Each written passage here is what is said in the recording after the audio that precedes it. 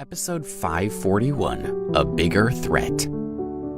Kenneth was a senior martial arts expert, but he was still deeply afraid of Alex.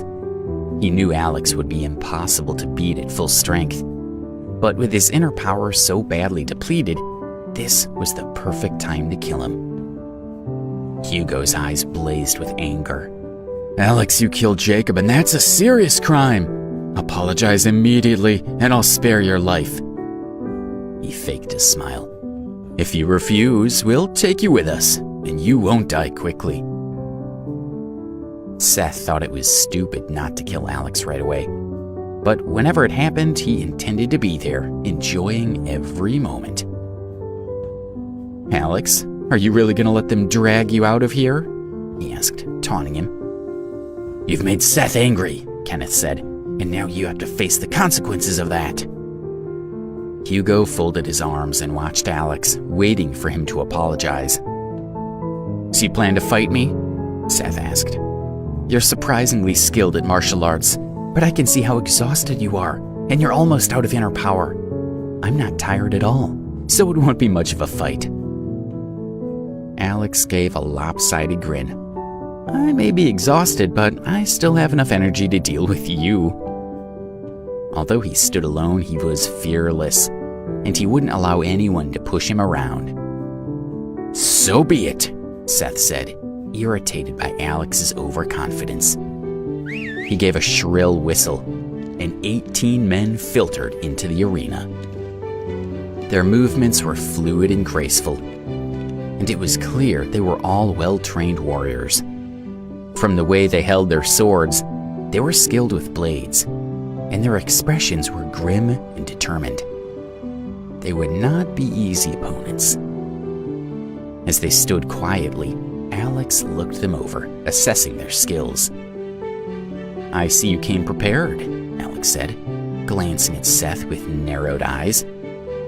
"Obviously you were determined to see me dead one way or another." Hugo and Kenneth were shocked because they hadn't known Seth had brought these extra men. "If you want to live, apologize," Seth said, "and make it good, or what happens next will be on your head." "Those are brave words from someone who's hiding behind his men," a voice called. Everyone turned to see Spencer Holliday striding into the arena. Spencer Holliday was famous as a true martial arts master, and stories of his combat skills were legendary within the martial arts community. He walked over to stand beside Alex, his hands clasped behind his back as he looked around with an air of indifference. "Sir?" Kenneth asked, rushing to greet him. The crowd craned their necks, trying to get a closer look at Spencer, but Spencer ignored them. Instead, he patted Alex on the shoulder and glanced at him with pride. Hugo forced a smile and said, "Spencer, long time no see. What are you doing here?" Alex remained silent as he watched things play out. Seth scowled at Spencer. Like most people, he had heard of the man, but he had never seen him in person before. He had always been aware of Spencer's reputation, but now he was unimpressed by the man's appearance, believing he looked too weak to be a threat. "Your reputation precedes you, but we won't be pushed around," Seth said. "If you're smart, you'll give Alex to us, and then this won't turn into a battle." He moved into a fighting stance, ready to engage. "Just mind your own business and let us deal with this." Spencer laughed. "You mean to fight me? Is this a joke?" That was enough to set off Seth's temper. He clenched his fists and nodded to his men, signaling them to attack. Spencer was caught off guard, but he reacted swiftly and silently. He blocked all their strikes and landed many blows of his own, constantly moving. In no time at all 18 men were on the ground. None of them attempted to get back up. Seth's face turned pale, and beads of sweat appeared on his forehead. He took a step back, swallowing hard.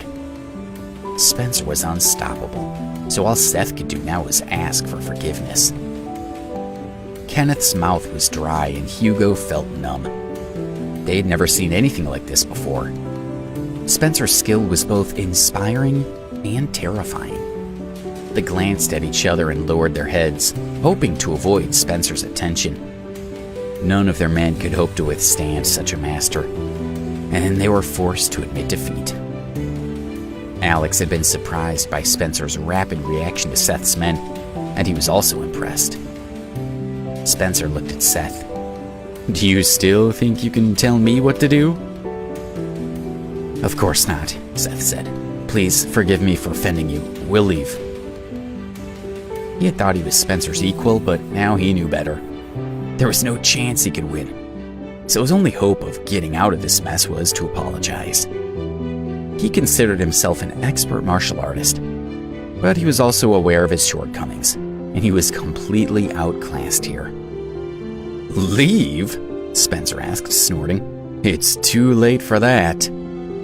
He shifted his weight, and then he attacked, striking out at the ghosts in the arena. Many of the ghosts fell before they had time to react, and others began to panic, desperately trying to escape. But no matter where they ran, Spencer found them, dealing with them swiftly. Hugo shuddered as he watched. Spencer was merciless in his assault, and most of the ghosts had already been taken out of action. Seth's eyes widened in horror as he realized he would be next. Then he looked over at Hugo, hoping he might be able to talk some sense into Spencer. Hugo was panting with fear, but he finally pulled himself together and said, "Mr. Holliday, please don't be so hasty. We can be valuable to you after all." Spencer slapped him across the face, sending him sprawling to the ground. Kenneth recoiled. His eyes locked on Hugo, but he didn't dare speak. No one was sure if they were more frightened of Spencer or Alex. Spencer's martial arts skills were first class, but Alex was even more powerful, and that was why they wanted to kill him while he had been weakened.